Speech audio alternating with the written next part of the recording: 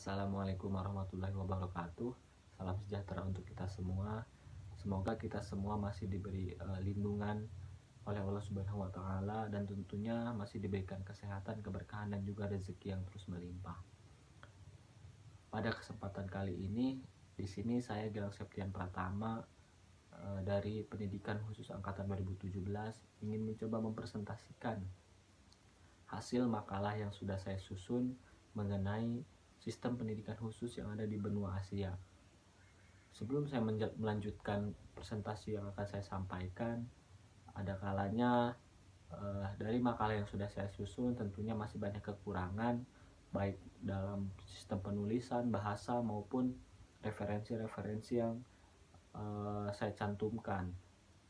Karena pada dasarnya saya terhambat dalam segi referensi, dalam aspek referensi, karena di saat saya mencoba mencari informasi ataupun mencari referensi mengenai sistem pendidikan khusus yang ada di Asia, ini tidak terlalu kompleks dan hanya ada berita-berita dan itu pun tidak menyeluruh begitu. Dan maka dari itu mungkin dari makalah yang saya susun itu masih banyak kekurangan dan masih banyak hal-hal yang memang belum lengkap begitu, dan tentunya mohon dimaklumi untuk makalah yang sudah saya susun. Langsung saja di sini saya akan mempresentasikan hasil dari makalah saya yang berjudul Sistem Pendidikan Khusus yang ada di benua Asia. Pada poin pertama di sini saya akan menjelaskan pengertian dari studi komparatif. Nah, pengertian dari studi komparatif ini menurut Nazir pada tahun 2005, studi komparatif adalah sejenis penelitian deskriptif yang ingin mencari jawaban secara mendasar tentang sebab akibat dengan menganalisis faktor-faktor penyebab terjadinya ataupun munculnya suatu fenomena tertentu. Nah, dari pengertian studi komparatif yang sudah dijelaskan oleh Nazir, ini saya ambil kesimpulan bahwa studi komparatif ini adalah sejenis penelitian ataupun perbandingan yang dimana untuk melihat fenomena-fenomena ataupun melihat munculnya suatu kejadian ataupun membandingkan suatu fenomena ataupun faktor-faktor dalam hal tertentu gitu, baik dalam segi pendidikan ataupun yang lainnya. Nah, selanjutnya di sini saya akan menjelaskan pengertian dari pendidikan khusus. Pendidikan khusus sendiri merupakan penyelenggaraan pendidikan untuk peserta didik yang memiliki hambatan atau anak berkebutuhan khusus yang diselenggarakan secara inklusif. Yang dimaksud inklusif ini yaitu bergabung dengan sekolah pada umumnya atau sekolah reguler atau berupa satuan pendidikan khusus pada tingkat pendidikan dasar dan menengah.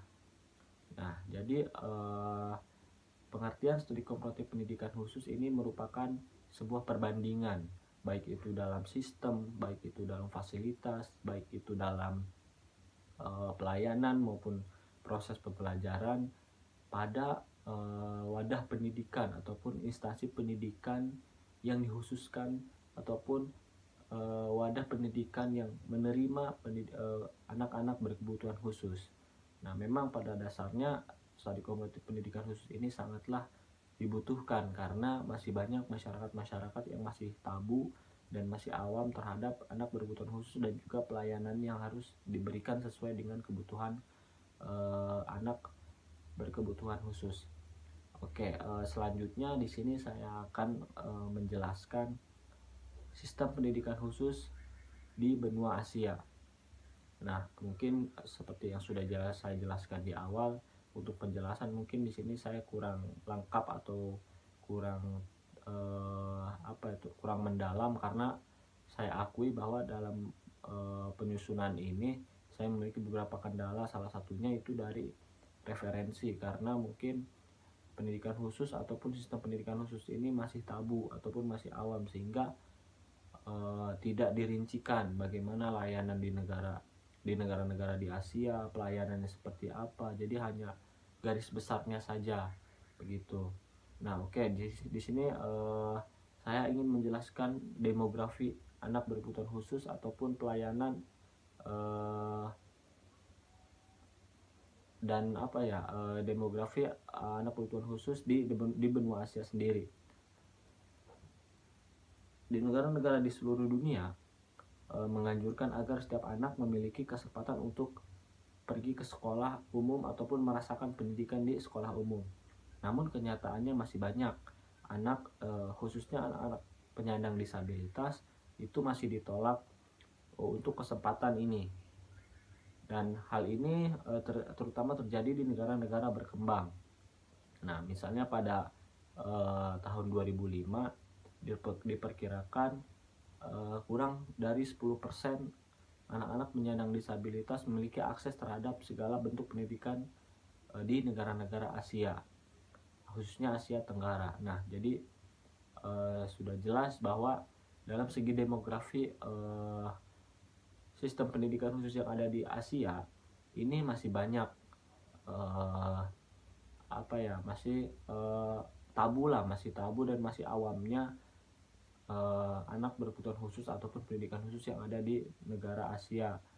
Nah, dibuktikan dengan masih kecilnya persentase anak berkebutuhan khusus untuk dapat merasakan pendidikan di suatu pendidikan yang diselenggarakan oleh negara-negara yang ada di Asia, khususnya di Asia Tenggara. Nah, mungkin terkait pemaparan saya hari ini data yang saya ambil ini masih bukan data terbaru atau data terupdate, karena itu tadi saya terhambat dalam referensi. Jadi penjelasan yang saya coba paparkan ini masih menggunakan data-data sebelum-sebelumnya gitu. Nah, mungkin nanti bisa kita bahas bersama untuk masalah sistem pendidikan khusus ini. Nah, walaupun pada akhirnya persentase ataupun anak-anak berkebutuhan khusus yang ada di negara Asia ini masih kurang dalam melaksanakan akses ataupun dalam merasakan pendidikan yang ada di negara Asia Tenggara, tapi negara-negara di Asia Tenggara ini masih berlomba-lomba ataupun masih ingin untuk memajukan pendidikan khusus yang ada di negara-negaranya gitu. Jadi masih banyak negara-negara khususnya di Asia Tenggara masih berbenah untuk bagaimana pendidikan khusus yang ada di negara-negara di Asia ini bisa menjadi suatu pendidikan bermutu, berkualitas, dan bisa menjadi contoh pendidikan khusus bagi negara-negara yang lainnya. Nah, jumlah anak yang membutuhkan pendidikan luar biasa di Asia ini masih sulit untuk dihitung secara pasti. Secara realnya ini masih sulit untuk dikalkulasikan. Nah, karena disebabkan oleh kurangnya pengujian baku untuk mendiagnosis kelainan dari anak berkebutuhan khusus itu sendiri, serta kurang standar dalam hal indikator ketidakmampuan, kurang kelengkapan untuk melakukan kajian kependudukan, serta kurangnya kekuasaan pemerintah yang melaporkan data jumlah anak. Nah, dalam diksi ini, dalam persentase ataupun kalkulasi anak berkebutuhan khusus yang ada di negara Asia ini masih sulit untuk didata, masih sulit untuk diketahui, karena itu tadi masih tabu dan awamnya saat itu negara-negara di Asia dalam membangun pendidikan khusus ataupun pendidikan yang diperuntukkan bagi anak berkebutuhan khusus. Dan faktornya itu bermacam-macam gitu kan, mulai dari pemerintah yang sulit mengakses data ataupun masih banyak gitu kan pemerintah di negara Asia Tenggara ini kecolongan dalam hal data anak berkebutuhan khusus, serta kurangnya pengujian secara baku gitu untuk bagaimana ada investigasi secara langsung untuk mengetahui berapa jumlah anak berkebutuhan khusus yang ada di negara tersebut. Nah, menurut WHO, World Health Organization, ada sekitar 450 juta pada tahun 1980, 500 juta pada tahun 1990, dan 600 juta pada akhir 1900 lebih tepatnya tahun 1998-99. Nah, dan sekitar 40% dari populasi ini diprediksi anak usia sekolah. Nah, jadi menurut WHO terkait jumlah gitu kan, jumlah anak pada anak berkebutuhan khusus ini pada tahun 1980 ini berkisar antara 450 juta, 500 juta pada tahun 1990 dan 16 juta pada akhir abad ini. Nah, ini data untuk keseluruhan yang ada di dunia. Sedangkan yang ada di Asia itu berjumlah 88 juta. Nah, berarti dari ratusan juta ataupun sekitar 600 juta dari persentase anak berkebutuhan khusus yang ada di dunia, terdapat 88 juta yang anak berkebutuhan khusus yang sudah teridentifikasi di benua Asia sendiri. Nah, sedangkan menurut PBB terkait masalah persentase anak berkebutuhan khusus ini ada sekitar 450 hingga 500 juta penduduk dunia mengalami kelainan. Nah, dan 70 juta dari 400 hingga 500 juta ini terdapat dari negara-negara berkembang yang berbagai jenis kelainan. Nah, di Asia, anak dan orang dewasa yang mengalami kelainan berkisar antara 0,1 sampai 13%, dan anak yang membutuhkan pendidikan luar biasa berkisar 5 sampai 7%. Nah, jadi di Asia ini ada persentase yang dimana ada beberapa anak berkebutuhan khusus yang membutuhkan pendidikan luar biasa, itu ada sekitar 5 hingga 7%. Nah, perkiraan jumlah populasi yang memerlukan layanan pendidikan luar biasa ini mencapai 50% di negara-negara berkembang dan Asia. Nah, jadi untuk terkait masalah jumlah populasi yang tentunya anak berkebutuhan khusus yang memerlukan layanan pendidikan khusus ini mencapai 50%. Betapa banyaknya begitu persentase yang dibutuhkan ataupun jumlah persentase yang memang pada akhirnya ini menjadi sebuah tuntutan pemerintah untuk menyediakan layanan bagi anak berkebutuhan khusus pada saat itu. Nah, selanjutnya di sini saya ingin menjelaskan perkembangan kelengkapan ataupun layanan yang ada di wilayah Asia. Nah, kelengkapan untuk anak berkebutuhan khusus ini telah meningkat. Organisasi non pemerintah dan organisasi volunteer pribadi lebih berpengaruh ketimbang organisasi pemerintah dalam menangani perkembangan pendidikan luar biasa. Nah, jadi pada dasarnya organisasi non pemerintah atau mungkin bisa kita sebut swasta ini di Asia khususnya ini lebih berpengaruh dibanding pemerintah sendiri gitu untuk membangun pendidikan khusus. Walaupun tidak semua negara di Asia ini mengacu atau kepada organisasi swasta ataupun organisasi non pemerintah begitu. Karena dibuktikan ada 15 negara di Asia itu bergantung kepada organisasi non pemerintah, atau bisa kita bilang kontribusi organisasi non pemerintah ini lebih masif dan juga lebih baik dibanding kontribusi pemerintah sendiri dalam membentuk ataupun membangun pendidikan khusus yang ada di Asia. Nah, efek dari pengaruh organisasi non pemerintah ini dapat diukur melalui studi kasus yang ada di salah satu negara, yaitu negara Mauritius.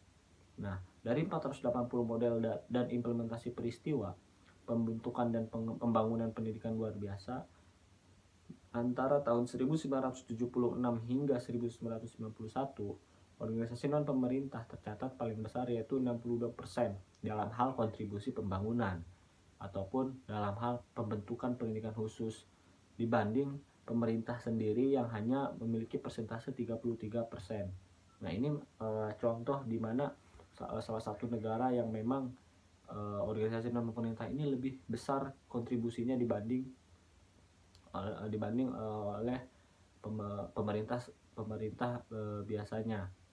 Nah, selanjutnya kelengkapan untuk ketiga kelompok ini sangat kurang, terutama untuk anak yang menderita kelainan. Tetapi di salah satu negara di Bangladesh ini sangat pesat begitu, yang dimana kontribusi pemerintah ini sangat pesat dan sangat masif, yang dimana pemerintah menyediakan pelayanan untuk 2.200 penyandang di sekolah negeri melalui hibah sekolah swasta. Juga pemerintah membiayai 5 sekolah tunanetra, 7 sekolah tunarungu, dan 2 pusat rehabilitasi untuk orang kelainan fisik, dan 1 pusat rehabilitas industri untuk orang tunanetra. Nah, tetapi untuk anak kelainan kecerdasan tidak ada sekolah negeri kecuali kelas demonstrasi di National Center for Special Education di Dhaka itu pada tahun 1992. Sedangkan di Cina perkiraan kurang dari 2%, itu pun hanya di kota-kota, bukan di ibaratnya di pelosok ataupun di daerah-daerah yang terpencil. Mulai tahun 1980 hingga 1988 terjadi kemajuan yang meyakinkan. Bahkan pada tahun 1990 pemerintah Cina menawarkan 800 institusi yang menyediakan perawatan siang malam dengan tambahan 20.000 anak dilayani pada siang hari. Juga di sekolah luar biasa meningkat menjadi 280 sekolah. Khusus anak lambat belajar digabungkan dengan anak pada umumnya. Dan pada tahun 1993 mulai memberikan pelatihan in-service percobaan untuk menyediakan pendidikan remedial in school bagi anak berkesulitan belajar ringan. Nah, jumlah populasi anak luar biasa di Cina sekitar 8 juta dan sudah dilayani sekitar 130.000 orang. Nah, terkait dari kontribusi pemerintah terhadap negara Cina sendiri, ini memiliki menunjukkan persentase ataupun menunjukkan progres yang meyakinkan begitu, mulai dari penawaran sekolah dan juga penawaran pelatihan dan yang lainnya gitu kan. Dan juga untuk jumlah anak berkebutuhan khusus yang ada di Cina ini ada sekitar 8 juta, dan step by step ini sudah terdata, sudah ada 130.000 anak berkebutuhan khusus yang sudah dilayani oleh negara Cina tersebut. Nah, namun dibanding kontribusi pemerintah yang sangat meyakinkan, di Cina ini masih ada permasalahan utama, yang dimana masih kurangnya fasilitas pelatihan untuk guru pendidikan khusus sendiri gitu. Karena setiap tahunnya di Cina perlu diangkat 6.000 guru pada setiap tahunnya selama 12 tahun, baru kebutuhan guru di Cina akan terpenuhi. Nah, jadi walaupun pada akhirnya pemerintah mensupport segala fasilitas pelayanan sekolah dan yang lainnya bagi anak berkebutuhan khusus, tapi dalam segi pelatihan guru ataupun penerimaan ini masih menjadi sebuah permasalahan di negara Cina tersebut. Nah, sedangkan di negara India ini kontribusi pemerintah ini sangat kurang. Hanya terdapat 937 institusi dari perwakilan dan 80% dikelola oleh organisasi swasta dan sisanya oleh pemerintah. Dan untuk jumlah populasinya anak berkebutuhan khusus yang ada di India ini ada sebesar 3 juta populasi. Nah, jadi di India ini menunjukkan peningkatan ataupun progres yang kurang baik begitu, karena masih kurangnya pelayanan fasilitas maupun sekolah yang diadakan di sana. Dan walaupun ada, ini harus bekerja sama dengan pihak swasta. Di Malaysia sendiri, di negara tetangga kita, di negeri ini pelayanannya berkembang sangat pesat karena didukung oleh proklamasi United of the Disabled Person, dan di negeri ini terdapat koordinasi yang erat antara pemerintah dan swasta. Nah, terbalik dengan negara-negara sebelumnya, baik itu India, Cina, dan yang lainnya, yang dimana pemerintah serta swasta ini kurang dalam hal kerjasama. Nah, di Malaysia ini pemerintah dan juga swasta ini saling bekerja sama untuk membentuk suatu pendidikan bagi anak berkebutuhan khusus dan menunjukkan progres yang pesat dan juga baik begitu. Karena selain bekerja sama dengan pihak swasta, di Malaysia sendiri pemerintahnya pun ini sangat baik dalam mengelola ataupun memberikan kontribusi secara penuh terhadap kebutuhan ataupun pembangunan pendidikan khusus yang ada di negara Malaysia sendiri. Nah, karena pada tahun 1988 pemerintah di Malaysia ini memfokuskan pendidikan untuk anak tunarungu dan tunanetra, dan pada tahun 1990 pelayanannya ini untuk anak jenis yang lainnya diperlakukan, namun diperlakukannya secara sama gitu. Jadi di Malaysia sendiri ini untuk pelayanan ataupun prioritas karena masih dalam pembentukan, jadi tidak semua kelainan ataupun hambatan ini disatukan ataupun tidak diprioritaskan secara langsung. Jadi kebutuhan mana dulu yang lebih diprioritaskan, jadi, maka itu yang diprioritaskan, dan untuk kedepannya nanti akan menyusul hambatan-hambatan yang lainnya agar semua anak berkebutuhan khusus dengan berbagai kelainan di Malaysia ini merasakan pelayanan yang sama, tidak ada tidak ada ketimpangan sebelah ataupun yang lainnya, karena sejatinya pendidikan ini kan untuk mencerdaskan masyarakat, dan tentunya dalam pendidikan ini tidak boleh ada yang di sebelah matakan begitu, apalagi anak berkebutuhan khusus. Setelah tadi saya memaparkan data-data baik itu dalam segi demografi, pelayanan, sistem pendidikan khusus yang di Asia ini, datanya data sebelumnya dari tahun 1980 hingga 1990. Nah, jadi saya menemukan salah satu data di mana pada tahun 2019 ini terutama pada tanggal 17 Juli seluruh negara ini mengadakan sebuah konferensi pers, dan diikuti di negara Asia sendiri ini diikuti 10 negara. Nah, di konferensi pers ini membahas mengenai pelayanan anak berkebutuhan khusus yang dilaksanakan di Surabaya, Jawa Timur. Nah, pada kesempatan ini Association of Southeast Asian Nation dan berbagai negara di dunia ini berkomitmen bersama-sama bahwasanya sudah menjalin komitmen dan kesepakatan untuk sama-sama menggelorakan pentingnya pendidikan khusus. Nah, konferensi diharapkan dapat menjadi wadah untuk berbagi informasi sekaligus menghasilkan solusi tentang pelayanan bagi anak berkebutuhan khusus. Nah, jadi setelah dari dari tahun-tahun sebelumnya negara-negara di Asia ini masih dalam tahap pembangunan, masih dalam tahap masih dalam tahap pengembangan.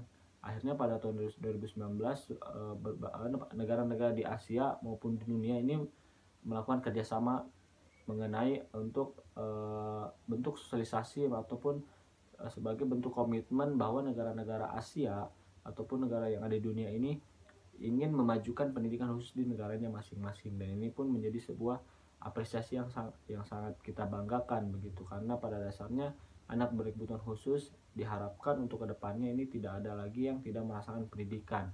Diharapkan seluruh anak berkebutuhan khusus yang ada di Asia khususnya ini dapat merasakan pendidikan begitu. Dan dalam era industri 4.0 hari sekarang itu kan para penyelenggara pendidikan inklusi dituntut membenahi diri begitu. Perlunya inovasi pembelajaran bagi peserta didik inklusi ini harus lebih banyak diberlakukan, dan tentunya harus didorong juga oleh pemanfaatan teknologi yang ada, karena penting tentunya untuk bagaimana memberikan sebuah proses pembelajaran yang baik dan juga berkualitas terhadap anak berkebutuhan khusus. Nah, dari presentasi saya mengenai sistem pendidikan khusus yang ada di Asia, berbicara kurikulum ini dikembalikan kepada negara masing-masing. Negara tersebut menggunakan kurikulum apa di negaranya tersebut begitu. Jadi untuk masalah kurikulum masih mengacu terhadap kebijakan pemerintah. Namun terkait masalah inklusi ini masih negara-negara yang ada di Asia ini ini serentak itu memiliki pendidikan inklusi, menerapkan pendidikan inklusi di negaranya masing-masing. Uh, Tidak hanya sekolah khusus saja yang disediakan, tapi negara-negara di Asia pun sudah mencoba untuk membuat formula ataupun membuat sebuah sistem, ataupun bisa dibilang mencoba menggabungkan anak berkebutuhan khusus serta anak pada umumnya dalam satu kelas ataupun satu sekolah, agar ini menjadi sebuah bentuk komitmen dan juga sebuah bentuk interaksi sosial yang memang seharusnya terjadi gitu, karena perbedaan itu tidak menjadi sebuah patokan untuk merasakan pendidikan. Setelah saya tadi menjelaskan sistem pendidikan khusus yang ada di benua Asia, walaupun belum lengkap secara data dan belum sempurna secara layanan, fasilitas, anggaran ataupun yang lainnya, karena memang terbatas oleh referensi yang ada, mungkin hanya itu yang bisa saya sampaikan mengenai sistem pendidikan khusus yang ada di Asia. Setelah itu di sini saya akan menjelaskan perbandingan antara negara berkembang yang ada di Asia dengan negara maju yang ada di Asia mengenai pendidikan khusus tersendiri. Nah, di sini saya akan mencoba menjelaskan sistem pendidikan khusus yang ada di negara berkembang, khususnya di Asia. Nah, di sini saya mengambil satu contoh negara berkembang yang ada di Asia yang sudah menjalankan sistem pendidikan khusus. Di sini saya mengambil contoh negara Indonesia, yang dimana negara Indonesia merupakan negara berkembang yang ada di benua Asia sendiri. Nah, sudah kita ketahui bersama mengenai sistem pendidikan khusus di Indonesia pun masih dalam tahap pengembangan untuk bagaimana pendidikan khusus ini bisa menjadi sistem pendidikan ataupun bisa menjadi sebuah ranah pendidikan yang tidak tabu lagi bagi masyarakatnya. Nah, mengenai sistem pendidikan yang diterapkan di Indonesia sendiri, ini ada 3 sistem yang memang melibatkan anak berkebutuhan khusus. Nah, yang pertama yaitu ada sistem segregasi, integrasi, dan juga inklusi. Nah, sistem segregasi sendiri merupakan sistem pendidikan yang dimana anak berkebutuhan khusus terpisah dari sistem pendidikan reguler. Nah, seperti contoh, saya ambil contoh adalah sekolah khusus, yang dimana dipisah dalam sistem segregasi ini anak berkebutuhan khusus dan juga anak pada umumnya ini dipisah dalam pelaksanaan pendidikannya. Nah, anak berkebutuhan khusus ini sekolahnya di SKH, jika anak pada umumnya ini sekolah di sekolah reguler pada umumnya. Nah, sistem pendidikan segregasi ini dilaksanakan secara khusus dan terpisah gitu kan dari penyelenggara pendidikan untuk anak pada umumnya. Nah, di Indonesia sendiri untuk sekolah segregasi ini berupa satuan pendidikan atau sekolah luar biasa sesuai dengan jenis kelainan peserta didik. Nah, untuk jika berbicara jenis ataupun jenis satuan pendidikan yang diterapkan mungkin tidak berbeda sama sekali gitu. Mungkin di sekolah reguler itu ada SD, jika di SK SDLB, jika di SMP SMPLB, kalau di sekolah reguler itu SMP, di sekolah khusus ini SMPLB. Jadi memang tidak ada perbedaan, mungkin hanya pelayanan dan proses pembelajaran serta metodenya saja yang berbeda. Nah, selanjutnya ada sistem integrasi. Nah, untuk sistem integrasi sendiri ini mencoba memberikan kesempatan kepada anak berkebutuhan khusus untuk belajar, bermain, serta bekerja bersama untuk bekerja bersama dengan anak pada umumnya. Nah, untuk integrasi ini jadi anak berkebutuhan khusus ini diberikan kesempatan untuk sekolah di sekolah reguler gitu kan. Namun yang menjadi kekurangan dalam sistem integrasi ini, anak berkebutuhan khusus ini dituntut untuk mengikuti kurikulum yang dilaksanakan oleh sekolah tersebut. Jadi ibaratnya bukan sekolah yang mengikuti anak, tapi anak yang harus mengikuti peraturan kurikulum ataupun pelaksanaan yang ada di sekolah tersebut, yang mengakibatkan banyak anak berkebutuhan khusus ini terpaksa untuk berhenti sekolah di sekolah reguler karena eh, proses pembelajarannya ini tidak sesuai dengan kemampuan dari anak berkebutuhan khusus sendiri. Dan yang terakhir, ini ada sistem inklusi, yang dimana pendidikan inklusi adalah sistem pelayanan pendidikan yang mensyaratkan anak berkebutuhan khusus belajar di sekolah-sekolah terdekat di kelas biasa bersama teman-teman seusianya. Sekolah inklusif adalah sekolah yang menampung semua murid di kelas yang sama. Sekolah ini menyediakan program pendidikan yang layak, menantang, tetapi disesuaikan dengan kemampuan dan kebutuhan setiap murid-muridnya, dengan bantuan ataupun dukungan yang dapat diberikan oleh para guru agar anak-anak berhasil.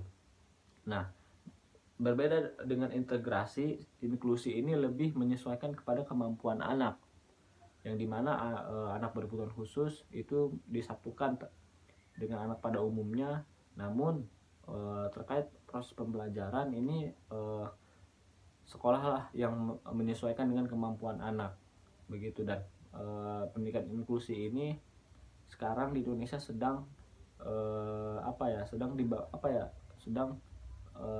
dalam peningkatan yang baik, dan tentunya yang kita harapkan semoga sekolah inklusi ini banyak sekolah-sekolah reguler yang mendapatkan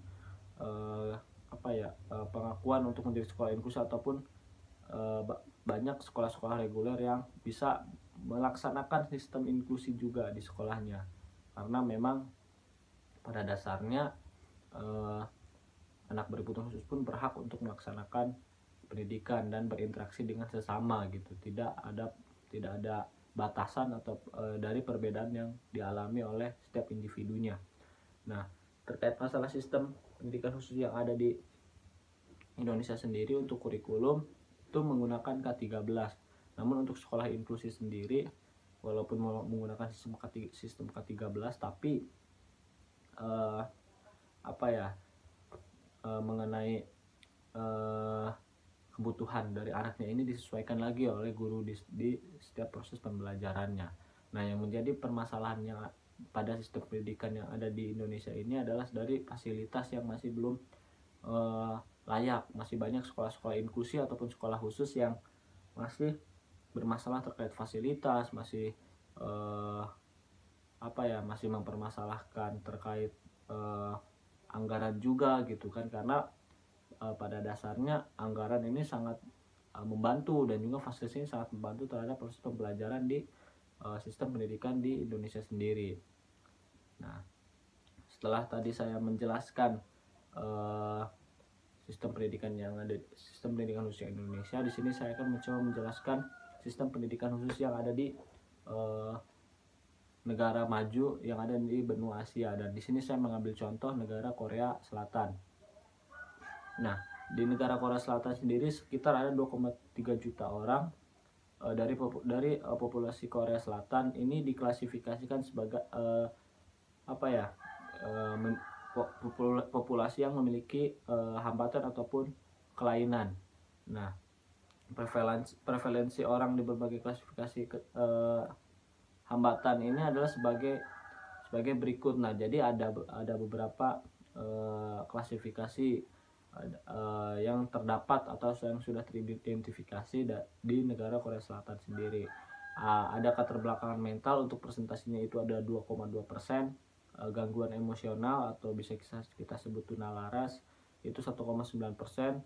Selanjutnya ada hambatan motorik itu ada 0,8%, gangguan ataupun hambatan dalam pendengaran itu ada 0,5%, dan hambatan dalam penglihatan itu ada 0,2%. Nah, jadi dalam presentasi yang sudah dipaparkan itu di Korea Selatan ini paling banyak dari 2,3 juta orang yang sudah teridentifikasi bahwa individu tersebut memiliki hambatan, itu kebanyakan itu anak yang memiliki hambatan mental itu sebesar 2,2%. Selanjutnya dari jumlah populasi anak berkebutuhan khusus yang ada di Korea Selatan sebesar 2,3 juta orang. Ini diantaranya sekitar 15% anak-anak ini diberikan ataupun difasilitasi layanan sekolah-sekolah khusus publik maupun swasta, ataupun kelas khusus. Nah, namun yang tidak merasakan sama sekali pendidikan yang di Korea Selatan ini persentasenya 85%. Nah, jadi memang terkait memang pada dasar ini menjadi sebuah permasalahan juga gitu, tidak hanya di Korea Selatan tapi di negara-negara Asia maupun dunia pun ini menjadi sebuah permasalahan untuk masalah pembangunan pembangunan pendidikan khusus atau pengembangan gitu. Walaupun negara-negara tersebut memiliki gelar negara maju ataupun negara berkembang, tapi kalau berbicara pendidikan khusus ini menurut saya sama-sama masih dalam tahap memperjuangkan dan juga tahap mengembangkan pendidikan khusus sendiri. Nah, selanjutnya di sini saya akan mencoba menjelaskan layanan pendidikan khusus yang ada di Korea Selatan. Nah, layanan pendidikan khusus yang disediakan terutama di sekolah-sekolah khusus dan kelas khusus, beberapa fasilitas perumahan yang disediakan untuk siswa dengan gangguan sensorik atau mereka dengan beberapa hambatan motorik, dan beberapa klinik pidato untuk anak-anak dengan gangguan bicara atau berafiliasi dengan rumah sakit umum. Nah, jadi untuk layanan pendidikannya ini ada bentuk kerjasama begitu dengan bentuk kerjasama ataupun tuvoksi yang tidak hanya menjadi sebuah ranah pendidikan saja, tapi di Korea Selatan ini sebuah ranah pendidikan bisa menjadi sebuah tempat untuk berafiliasi ini bisa menjadi tempat rumah sakit juga gitu tuh. Jadi tidak hanya untuk menjadi tempat untuk mencari ilmu saja, tapi bisa juga untuk bagaimana tempat wadah pendidikan ini bisa menjadi rumah sakit juga bagi anak berkebutuhan khusus. Nah, di antara 100 sekolah khusus yang memberikan layanan kepada lebih dari 19.000 anak-anak pada tahun 1986, 70 sekolah ini milik pribadi. Begitu. Lebih dari setengah dari sekolah-sekolah ini disajikan siswa dengan gangguan mental. Nah, sekitar 3.000 kelas khusus melayani lebih dari 31.000 anak-anak, di mana sekitar 29.000 siswa dengan hambatan mental itu pada tahun 1989. Nah, terkait masalah alokasi dana, ini untuk alokasi dana untuk pendidikan khusus yang ada di Korea Selatan ini didasarkan pada unit sekolah khusus atau kelas. Di sekolah khusus, pengeluaran publik tahunan per siswa sekitar 1.300 US dollar. Nah, itu pada tahun 1986. Jadi untuk alokasi dananya ini itu didasarkan pada unit sekolah maupun kelas khusus begitu, yang dimana besaran alokasi dananya ini untuk tahunan persiswanya itu sebesar 1.500 US dollar. Nah, pendidikan khusus di Korea dengan kelas khusus dimulai sebagai bagian dari pendidikan yang terpisah untuk menjamin hak pendidikan bagi siswa penyandang disabilitas. Tapi mereka menandai awal dari integrasi fisik di mana pendidikan khusus diproyeksikan ke dalam lingkungan pendidikan umum. Nah, jadi tujuan diadakannya pendidikan khusus di Korea Selatan ini bukan hanya untuk memfasilitasi anak berkebutuhan khusus, tapi ini sebuah bentuk kampanye ataupun menjadi sebuah, jadi Korea Selatan ini ingin menyamaratakan seluruh pendidikan begitu. Jadi tidak lagi pendidikan khusus dan pendidikan reguler, tapi harapan dari Korea Selatan sendiri ini agar pendidikan khusus maupun pendidikan reguler ini tingkatannya sama begitu, karena tidak agar pendidikan yang ada di Korea Selatan ini benar-benar sama rata gitu, tidak ada perbedaan, tidak ada level dan yang lainnya. Nah, selanjutnya Institut Korea menjamin hak pendidikan bagi penyandang disabilitas dan secara sistematis menjamin pendidikan khusus dengan mengembangkan kebijakan khusus pendidikan, metode diagnostik dan evaluasi serta program pendidikan. Dan juga di negara Korea Selatan ini mereka juga bekerjasama mengenai pengembangan pendidikan khusus, itu bekerjasama dengan Jepang, Amerika Serikat, Australia, Cina, Inggris, dan Jerman. Nah, ini menjadi sebuah bentuk keseriusan Korea Selatan dalam membangun pendidikan khusus yang ada di negara tersebut. Nah, pada tahun 2007 ada sekitar 65.944 siswa dengan hambatan motorik dan juga mental ini mendapatkan layanan pendidikan khusus. Dari jumlah ini 22.963 siswa mendapatkan pendidikan di sekolah-sekolah khusus. Nah, sedangkan 42.977 siswa memperoleh pendidikan di kelas-kelas khusus dan umum di sekolah umum. Nah, selanjutnya pada tahun 2007 terdapat 144 kelas khusus di Korea Selatan.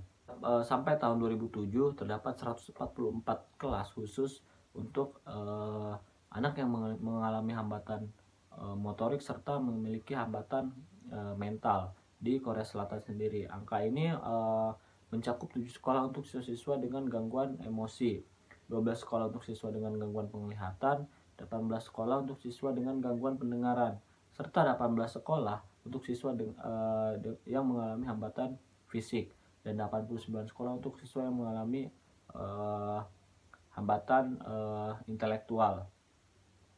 Nah, itu mengenai layanan yang diberikan Korea Selatan sebagai negara maju yang ada di yang ada di Asia sendiri, untuk bagaimana mengembangkan dunia pendidikan khusus yang ada di negara tersebut. Nah, di negara Korea Selatan pun ini masih mengalami masalah-masalah yang terjadi, gitu Kak. Walaupun pada akhirnya negara Korea ini menjadi negara maju, tapi masih menyimpan sebuah masalah yang memang ini harus dicari solusi untuk bagaimana bisa membentuk sebuah pendidikan khusus yang bermutu dan juga berkualitas. Permasalahan yang dimaksud yaitu ruang lingkup pendidikan khusus di Korea Selatan dibandingkan dengan di Amerika Serikat terbatas dalam hal klasifikasi hambatan, gitu kan, dan pilihan pelayanan. Nah, jadi di Korea Selatan ini yang menjadi permasalahan ini belum bisa menempatkan anak yang memiliki kelainan dengan pelayanan yang cocok untuk diberikan kepada anak tersebut. Nah, itu masih menjadi masalah di Korea Selatan. Selanjutnya, layanan pendidikan khusus yang disediakan terutama di sekolah-sekolah khusus yang menawarkan program perumahan atau hari dan kelas khusus mandiri. Ada beberapa konsultan guru keliling atau guru sumber. Rasio tinggi guru murid membuat pendidikan berkualitas sulit bahkan di sekolah-sekolah khusus dan kelas khusus. Korea Selatan berupaya untuk meningkatkan rasio ini dengan meningkatkan jumlah sekolah khusus dan kelas khusus. Nah, memperbaiki situasi ini dengan mengintegrasi anak-anak berkebutuhan khusus ke sekolah umum biasa ini masih belum bisa dilakukan, begitu, karena masih perlu peningkatan dari layanan pendidikan khusus sendiri agar anak berkebutuhan khusus ini bisa sesuai dengan kemampuan dan juga pelayanan yang diberikan, gitu. Nah, selanjutnya pada tingkat administrasi nasional pun ini Korea Selatan masih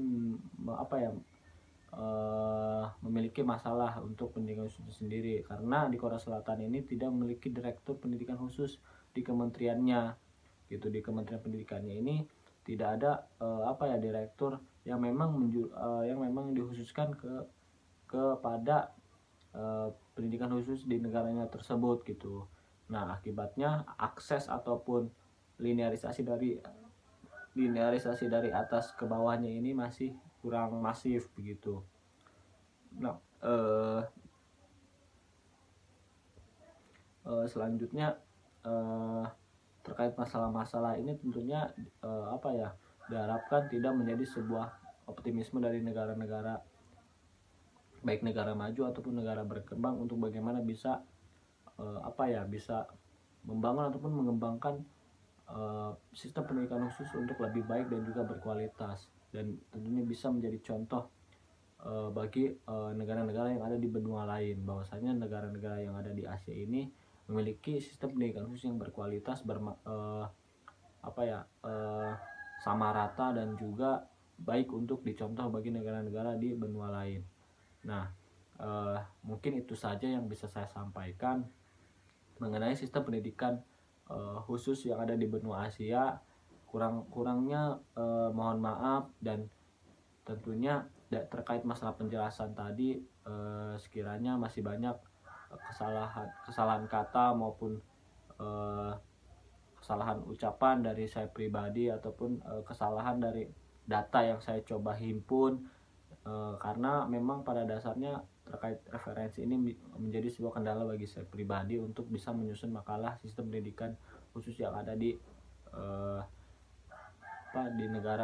negara-negara khususnya di benua Asia. Dan saya harapkan semoga memang untuk kedepannya pendidikan khusus yang ada di Asia Tenggara ini bisa menjadi contoh baik, dan tentunya bisa menjadi pendidikan khusus yang berkualitas, tidak adanya perbedaan, dan ini bisa menjadi sebuah bentuk komitmen dan bentuk kampanye untuk bagaimana anak berkebutuhan khusus ini bukanlah anak yang tidak memiliki kemampuan khusus ataupun tidak memiliki kemampuan yang biasa dilakukan oleh pada umumnya, tidak, karena memang anak berkebutuhan khusus pun bisa melakukan apa yang dilakukan oleh anak pada umumnya, begitu.